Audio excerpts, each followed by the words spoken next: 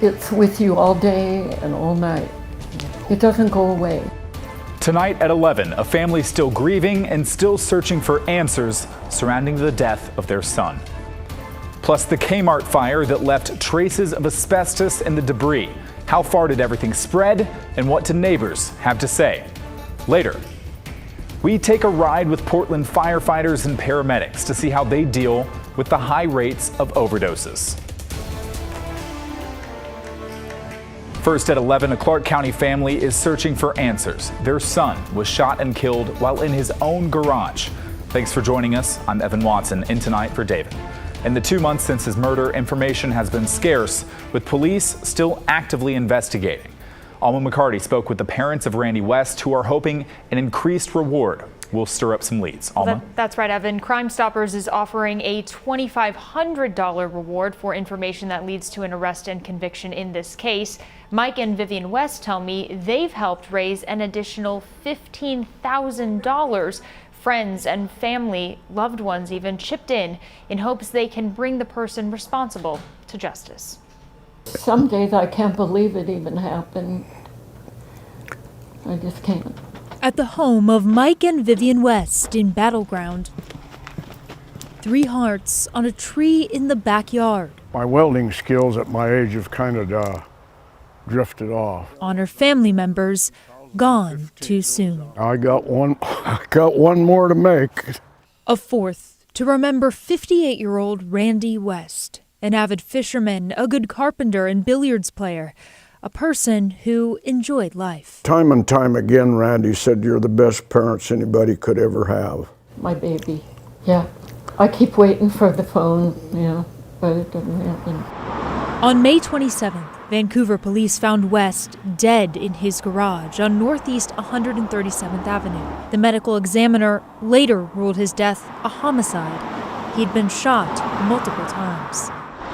Investigators haven't released a motive, although his family has their suspicions. The word we get, they were trying to steal money from him. It's not worth a life for a few $1,000s that he had. In the few months since Randy's murder, the pain of that loss lingers. It's been pretty rough on us. We're both still pretty active with our businesses. So during the day, we seem to do fairly well. But when it comes nightfall, it's just not any fun at all to have this in your family. It's just awful. It's with you all day and all night. It doesn't go away. That's why they're urging anyone with information to come forward and offering an even greater reward. The West family is going to pay you another one, and that's $15,000, and Crime Stoppers is $2,500.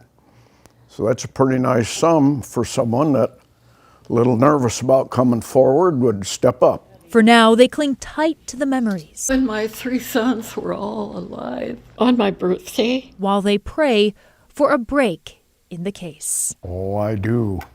I do feel confident. All they need is maybe one more lead, and they'll close in, I think. In Clark County, Alma McCarty, KGW News.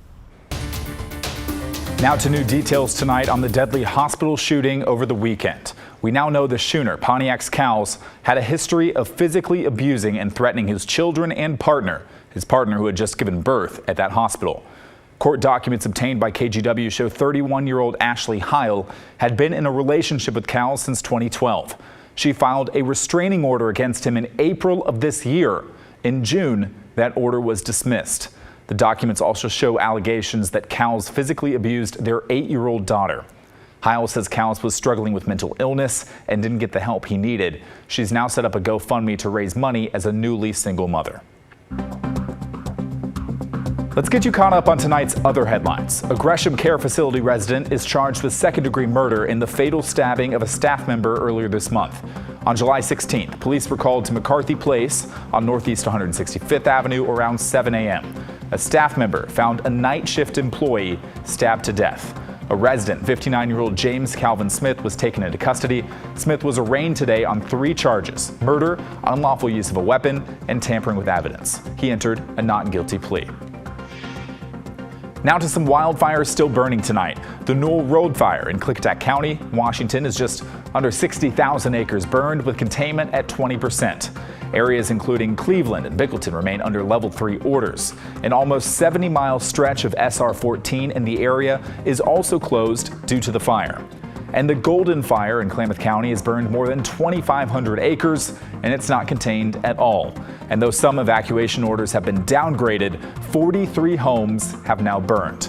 You can find updated numbers on all these fires every day at KGW.com and here on KGW. And the driver accused of hitting and killing a Portland librarian also appeared in court. Kevin Michael Scott is facing multiple charges, including manslaughter. He's accused of hitting librarian Jeannie Diaz while she was waiting at a bus stop in front of the Belmont Library earlier this month. Today, we heard from a man who witnessed the crash along with his family.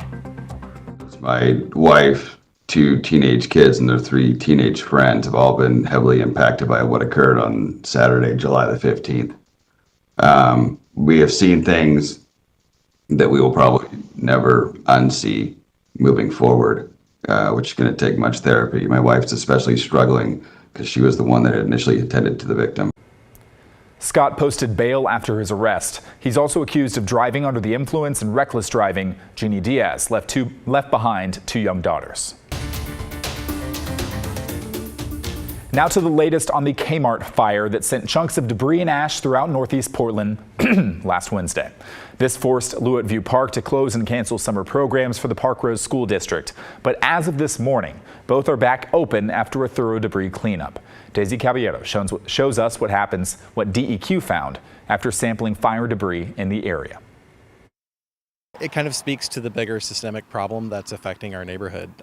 Neighbors in Northeast Portland are still picking up debris and ash from the Kmart fire that broke out Wednesday morning, sending chunks of this ashy material as far as 2 miles from the building. We can still smell smoke in the air. We were worried about, what does this mean for our garden? What does it mean for air quality for ourselves and our neighbors? On Thursday, the Oregon Department of Environmental Quality confirmed debris found in Lewitt View Park tested positive for asbestos. Officials now say additional testing from the Environmental Protection Agency is showing less contamination than the initial results suggested. But neighbors are still left to pick up potentially contaminated debris off their property. I would have loved to have seen an equitable response to what, Ted Wheeler would want in his own neighborhood. If it was a more affluent neighborhood, I think there would be a different kind of response. On Friday, the EPA contracted environmental scientists to walk the area and record where they visually found debris. Here's a map of their findings. It spans from Northeast Sandy Boulevard past Northeast Halsey Street.